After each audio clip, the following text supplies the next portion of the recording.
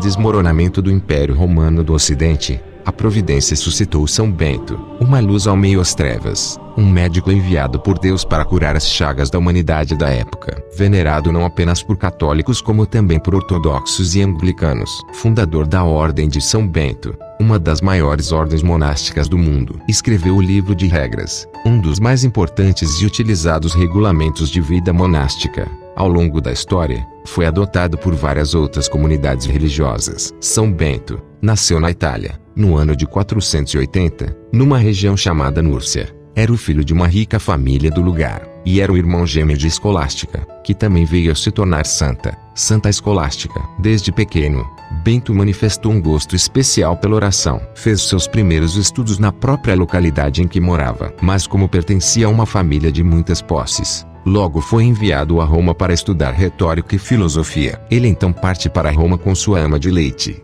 e ao chegar lá, eles permanecem por um tempo. Mas por conta das invasões das tribos arianas, o mundo civilizado parecia declinar rapidamente para a barbárie. A igreja estava dividida pelos cismas, cidades e países desolados pela guerra. Vergonhosos pecados campeavam os cristãos. Decepcionado com a decadência moral da cidade, Bento abandona a capital e vai com sua ama de leite viver numa cidadezinha chamada Enfide, onde, auxiliado por pessoas honradas, instalou-se perto da igreja de São Pedro. Foi nesse pequeno lugar que ele operou seu primeiro milagre. Tendo sua ama pegado emprestado um jarro de barro de uma vizinha, colocou de mau jeito sobre a mesa. Este caiu e quebrou-se em várias partes. Bento, vendo a mulher chorar amargamente porque não podia devolver o jarro quebrado, ele juntou os cacos e rezou sobre eles com os olhos cheios de lágrimas. No mesmo instante o jarro se reconstituiu, como se nunca tivesse sido quebrado. Depois disso, a fama do milagre logo se espalhou, e era exatamente o que Bento não queria. Por isso resolveu retirar-se para um lugar inteiramente isolado,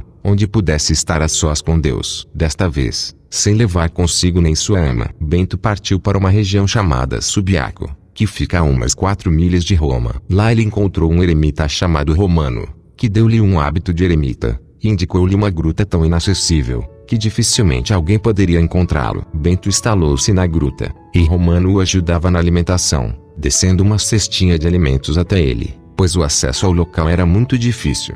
Durante 3 anos Bento viveu em orações e estudos nesse recolhimento, sem receber visitas. Porém, um dia um sacerdote da região fazia seu jantar para o domingo de Páscoa, quando ouviu uma voz dizendo: "Estás fazendo seu jantar enquanto meu servo Bento morre de fome no deserto." O sacerdote, com muito esforço mais que depressa, partiu para o deserto e encontrou a gruta em que Bento estava, e após uma oração serviu-lhe a comida e disse que era domingo de Páscoa. Dias depois alguns pastores de ovelhas descobriram o santo. No início pensaram tratar-se de algum animal, mas depois viram que era um homem. Bento lhes falou da religião, e aos poucos a fama do homem santo que vivia numa gruta se espalhou pela região. Não demorou, o Barba Azul, o Tinhoso, começou a tentar Bento, sob a forma de um mel, e começou a cantar, volteando em torno de sua cabeça. Mas Bento fez o sinal da cruz sobre o importuno, e ele desapareceu. No mesmo instante, o santo sentiu tão terrível tentação de luxúria, que para apagar seu ardor,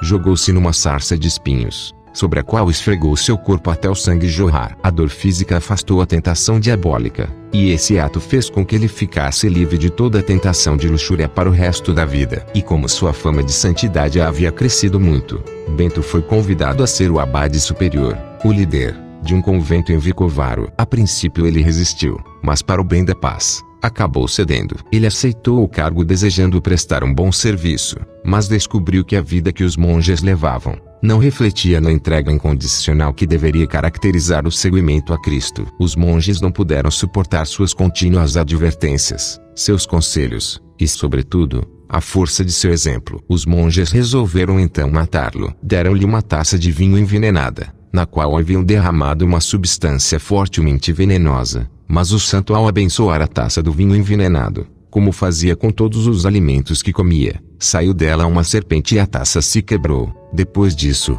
Bento abandonou o convento e voltou para sua amada solidão em Subiaco, retomando a vida de eremita. Porém muitos discípulos queriam segui-lo e em poucos anos, Bento fundou nada menos que 12 mosteiros. Foi assim que ele começou a organizar a vida monástica comunitária. Entre esses 12 conventos, 3 ficavam na encosta de uma montanha, onde não havia água. Os monges tinham que descer para buscá-la no lago. E isso não só era muito cansativo, mas apresentava riscos. Então os monges pediram autorização a Bento para se mudarem para um local mais adequado. Bento pediu que eles esperassem, e acompanhado com um dos monges, subiu a montanha, escolheu um local perto dos conventos e marcou com 3 pedras. No dia seguinte os monges notaram que do local jorravam filetes de água, que logo formaram um córrego descendo montanha abaixo. Por inveja de Bento, e propiciando uma tentação ao demônio, um sacerdote chamado Florencio, que morava nas proximidades, encheu-se de ódio pelo santo, e tentou matá-lo enviando-lhe um pão envenenado. Mas Bento, conhecendo-o por revelação, ordenou a um corvo que levasse o pão para um lugar onde não pudesse causar mal a ninguém. No entanto, Florencio não cessou seus ataques, chegando ao ponto de introduzir em um dos conventos 7 jovens para tentar os monges. Bento, sabendo que o objeto de toda a ofensiva era ele, levando consigo alguns dos seus discípulos, resolveu mudar-se. Foi morar na região de Monte Cassino. Durante a partida de Bento, Florencio, se sentindo vitorioso, saiu ao terraço de sua casa para ver a partida de Bento. Entretanto, o terraço ruiu e Florencio morreu. Um dos discípulos de Bento, chamado Mauro, foi pedir ao mestre que retornasse, pois o inimigo havia morrido. Mas Bento chorou pela morte de seu inimigo, e também pela alegria de seu discípulo, a quem impôs uma penitência por regozijar-se pela morte do sacerdote invejoso. Chegando no Monte Cassino, na Itália, Bento começou a pregar o evangelho para as pessoas. Com a pregação e os inúmeros milagres que fazia, inclusive vários exorcismos, a população começou a se converter. E assim a população de Monte Cassino derrubou o templo de Apolo. No lugar, Bento plantou uma cruz e começou a construção do mosteiro, a famosa abadia de Monte Cassino, que foi destruída durante a Segunda Guerra Mundial e posteriormente restaurada. Bento foi o primeiro a organizar os monges. Antes eles viviam como eremitas, isolados, sozinhos. Os mosteiros fundados por ele fazem parte da Ordem de São Bento, ou a Ordem dos Beneditinos, a primeira ordem monástica da história que atraiu a atenção de muitas pessoas da alta sociedade. As famílias nobres de Roma começaram a mandar seus filhos para estudarem nos mosteiros fundados por São Bento. Santo Plácido e São Mauro estavam entre os alunos de São Bento. Bento discerniu pela vocação ao ponto de passar a regra para sua irmã, e ela tornou-se a fundadora do ramo feminino, as Beneditinas. Não demorou muito. Muitas jovens começaram a seguir Cristo nos passos de São Bento e de Santa Escolástica. Dos mosteiros beneditinos ergueram-se 23 papas, 5.000 bispos e 3.000 santos. Santa Escolástica morreu em 10 de fevereiro de 547, e Bento morreu em 21 de março do mesmo ano. No mesmo ano de sua partida, ele anunciou o dia para alguns dos seus discípulos. Para os que moravam com ele, recomendou-lhes que guardassem silêncio sobre o que haviam ouvido, e para os que viviam longe indicou que um sinal lhes seria dado quando sua alma saísse do corpo. Quando faltava 6 dias para ele morrer, ele mandou cavar sua própria cova. E no mesmo dia de sua partida, 2 de seus discípulos, um no monastério e outro distante dele, tiveram uma mesma e idêntica revelação. Eles viam um caminho com adornados tapetes e luzes resplandecentes que saía do mosteiro, e se dirigia ao céu. No alto, um homem de aspecto venerável e luminoso. O homem perguntou se eles sabiam que caminho era aquele que estavam contemplando. Eles responderam que não sabiam.